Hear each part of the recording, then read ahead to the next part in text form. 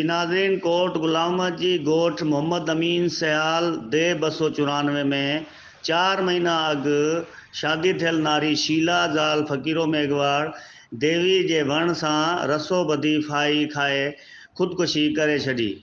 कोट Ghulam Ahmad police वाक़े जी इतला ते नारी जो लाश पोस्टमार्टम लाइ तालका अस्पताल पहुचायो। इन मौके ते फोती शीला जे माउ पीउ ॿुधायो त असांजी धीउ संदसि मुड़ुस जे घर ख़ुशि हुई ऐं ज़ाल मुड़ुस में तमामु घणी मोहबत हुई। ख़बर न आहे हिन ख़ुदकुशी छो कई।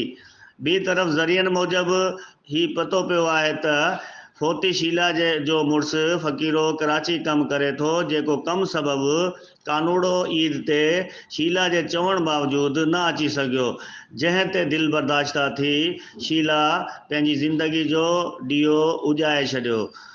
इबरत न्यूज़, अकबर अली राजपूत, कोट गुलाम मोहम्मद।